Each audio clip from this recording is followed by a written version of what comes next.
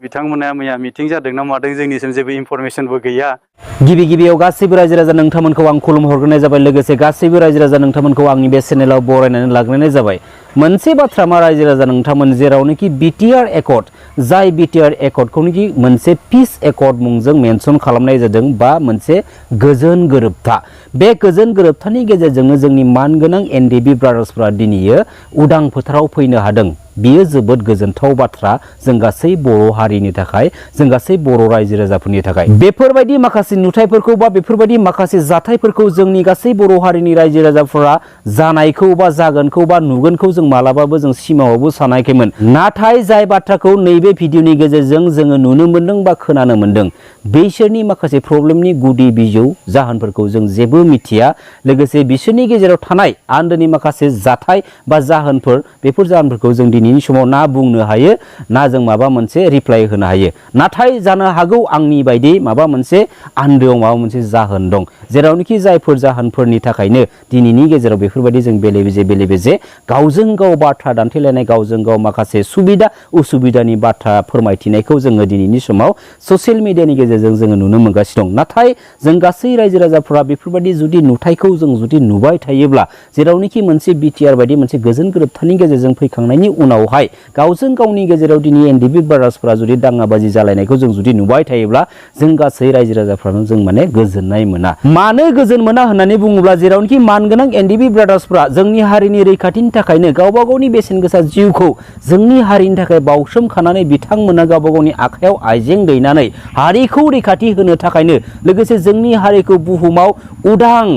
महर मोनहोनो थाखाय बिथांमोना दिनै हाग्रा फारसे एसेबांबा बोसोर खस्थ' साद जालाजों बिथांमोना गावबा गावनि जिउखौ दैदेनबोनांबाय। नाथाय बिथांमोना नैबे बिटिआर एकर्डनि गेजेरजों उदां फोथाराव फैखांनायनि उनावहाय बिथांमोननि गेजेराव जों माखासे पलिटिकेलि बेले बेजे जाथाय बा नुथायफोरखौ जों जुदि नुबाय थायोब्ला जों गोजोननाय मोना। बेखायनो आं मोनसे गुरै खावलायगोन मानगोनां एनडिबि ब्रादार्सफोर नोंथांमोननि गेजेराव जुदि सोरबा डार्टि पलिटिकेल लिडारफोरा नोंथांमोनखौ जुदि डिभाइड बा बोखावनो जुदि नाजादोंब्ला नोंथांमोना दिनैनि समाव बै लिडारखौ सिनायना लानाया जोबोद गोनां बा बै लिडारनि आखुखौ हमदांनो नाजानाया जोबोद गोनांथार। नाथाय मोनसे बाथ्राया जोबोद सैथो बे बाथ्रायानो जाहैबाय मा बे बिटिआर एकर्डनि गेजेरजों फैखांनायनि उनावहाय माखासे मानगोनां एनडिबि ब्रादार्सफोरा दिनैनि समाव पलिटिकेल फिल्डआव साफा साफा पलिटिकेल लिडार नाथाय माखासे एनडिबि ब्रादार्सफोरा जायफोर एनडिबि ब्रादार्सफोराबो बे बिटिआर एकर्डनि गेजेरजों फैदोंमोन नाथाय बिथांमोननि माखासेयानो बिटिआर एकर्डनि गेजेरजों फैखांनायनि उनावहाय बै सानैसोखौ जोबथेसालियाव दिनैयो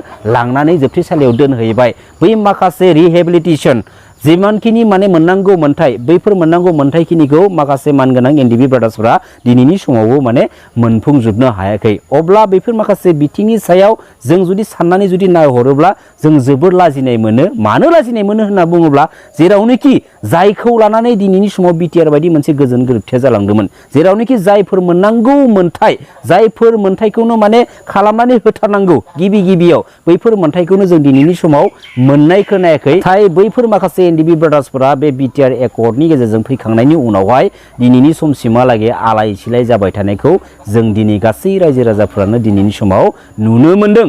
नाथाय बे बिटिआर एकर्डनि गेजेरजोंनो फैनाय बै सानैसो एनडिबि ब्रादार्सफोरखौ आरोबाव जोबथेसालियावसो लांनानै जोबथेनानै दोनहैबावबाय।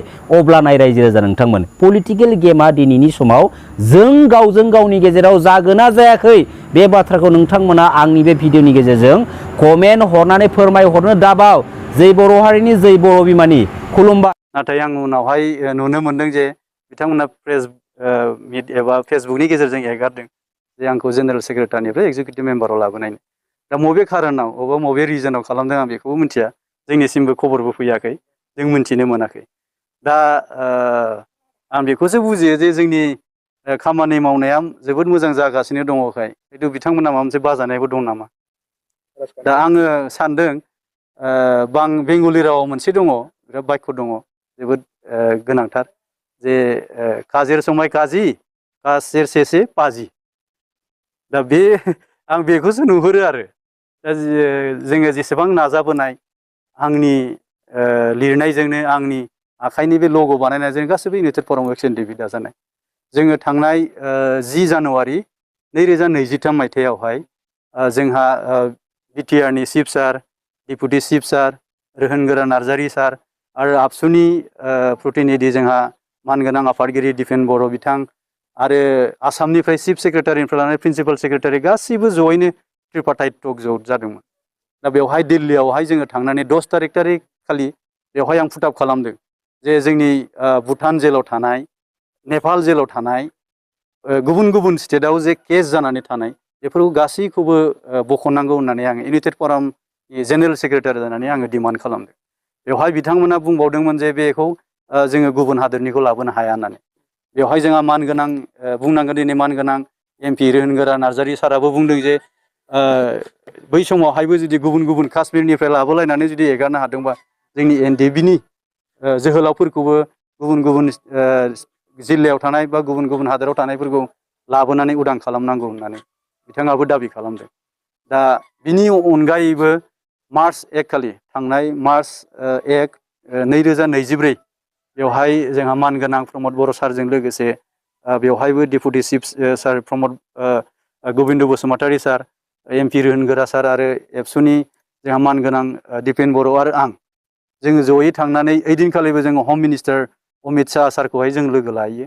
जोंनि जेसेबां जेलाव थानाय दिनै रन्जन दैमारि सारनि खोथा बिथाङा दिनै सुप्रिम कर्टआव केसा थांबाय बिनि आरो NIA-जों नांनानै थानाय जेसेबांफोर जोंनि जोबथेसालियाव थानाय गुवाहाटि जोबथेसालियाव बिथांमोननि केसनिखौबो जों ओइदिनखालि रोखा रोखा फोरमायदों जे रन्जन दैमारि सारनि गनायखौबो बिथाङा अमित शाह सारा बुंदों जे नभेम्बराव जुदि थांबायब्ला बेखौ बोरै हायो उदां खालामनायनि बिथाङा एसुरेन्स होदों। लोगोसे NIA-नि केसनिखौबो बिथाङा नोजोर बोनानै हगारनायनि माबाखौनो बिथाङा रायलायदों। NIA-नि जेसेबां डाइरेक्टर दङ गाव रायलायनानै बे खामानिखौ मावलांगोन होननानै बुंदों। दा दिनै जोंहा नेपालनि जोबथेसालियावबो सासे दङ केशव पुयेल होननाय बिथाङा बाथाबारिनि बिथांनि खौबो दिनै बख'नायनि राहा लामायावनो लादों। थांनाय 4 दाननि सिगां जोंनि BTR सरखारनिफ्राय मानसि सानै दैथायहरनानै अलरेडि बेखौ प्रसेस खालामहैबाय। बिथाङाबो थाबैनो उदां अखाराङाव नुजाफैगोन होननानै जोङो आसा खालामो। दिनैनि दिनाव बिथांमोना बबे रिजनखौ लानानै बबे माबाखौ लानानै जे बिदि खामानि मावदों आं बेखौ मिथिया। हयथ' बिथांमोना गावसोरसो मिथिगोन मा रिजन लानानै होदों। एसेनोसै। NDP जे फरामा जाहाथे बेबायदि आथिखालाव जे मावबाय थानांगौ जे खामानिखौ नोंथांमोना मावगासिनो दंमोन बे समावबो जे नोंथांखौ बेबायदि बिबाननिफ्राय बोख्लायनानै माबा मोनसे खालामनाय राजखान्थियारि षड़यन्त्र दं होनना नोंथाङा सानो नामा? थानो हागौ। आंबो बेखौनो बुङो जों गासैबो टिमानो जों बेखौनो सानदों थानो हागौ। हयथ' माबा मोनसे खैसा थानो हागौ जायनि फलाव बिदि जादों। दा जियानो जाया मानो जोङो दिनै सरखारजों थानानै जुदि जों खामानिखौ मावाब्ला दा जोंनि थालांनाय खामानिफोरखौ सोर मावगोन?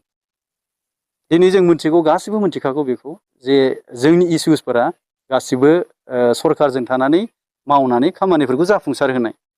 सरखारजों थानानै मावाब्लानो बे गासिबो खामानिया जाफुंसार जोबजाया। थ' जों दिनै गासिबो लेहेम जायाखै। जोङो गासिबो गोसो गुदुङैनो दंजोबो। जोंनि उद्दिस'आनो जाहैबाय जोंनि थालांनाय इसुसफोरनि सायाव जों बेखौसो बिथा खालामनानै खामानि मावगोन। जों बबेबा मोनसे क्रेडिट लालायनायनि बुब्लियाव जों गफ'आ। जोंनि उद्दिस'आनो जाहैबाय जोंना साक्सेसफुल जानाय।